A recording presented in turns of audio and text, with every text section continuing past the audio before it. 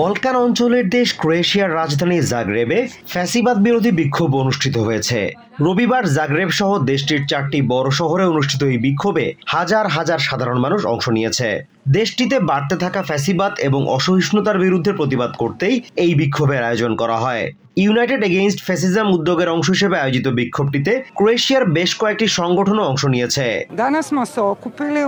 আজ আমরা জাগ্রেব, চাদার, রিয়েকা এবং পুলায় একত্রিত হয়েছি কারণ আমরা সমাজে বিরাজমান সহিংসতা সমর্থন করি না।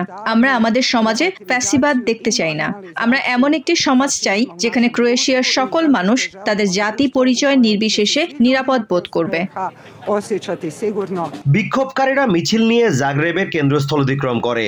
এ সময় তাদের হাতে ইউনাইটেড এগেইনস্ট ফ্যাসিজম এবং stop fascism personality cult communism লেখা ব্যানার ছিল। সম্প্রতি সার্বিয়ান জাতিগত সংখ্যালঘুদের উপর হামলা এবং সার্বিয়ান সংস্কৃতি দিবস উদযাপনের সময় হামলার ঘটনার পরিপ্রেক্ষিতেই এই বিক্ষোভ সমাবেশের আয়োজন করা হয়। আজ আমরা একত্রিত হয়েছে আমাদের সমাজে বাড়তে থাকা অসহিষ্ণুতার বিরুদ্ধে প্রতিবাদ করতে। এছাড়া বিদেশি শ্রমিকদের উপর হামলার প্রতিবাদ করাও আমাদের উদ্দেশ্য। এক কথায় যেই আচরণগুলোই আমাদের কাছে ফ্যাসিবাদী মনে হয় সেগুলোর বিরুদ্ধে আমরা একজোট হয়ে আজ রাজপথে নেমেছি। বিক্ষোভটি শান্তিপূর্ণ হওয়ার কথা থাকলেও যে কোনো ধরনের পরিস্থিতি এড়াতে সর্বাত্মক প্রস্তুতি নেয় পুলিশ। মিছিল চলাকালে অংশগ্রহণকারীদের নিরাপত্তা নিশ্চিত করে মিছিলটিকে নির্বিঘ্নে জেলাচিক স্কোয়ারে পৌঁছে দেয় রায়ট পুলিশ।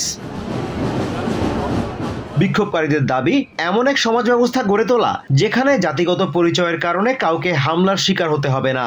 স্থানীয় গণমাধ্যম জানিয়েছে, রিয়েকায় বিক্ষোভকারীদের উপর আতশবাজি ছুড়ে মেরেছে বিরোধীরা। তবে পুলিশ দ্রুত ব্যবস্থা নেয় কোনো অনাকাঙ্ক্ষিত ঘটনা ঘটেনি। Azimur Rashid Kanak, TVN 24 news desk. New York থেকে সম্প্রচারিত TVN 24 টেলিভিশন বিশ্বজুড়ে বাঙালির কণ্ঠস্বর।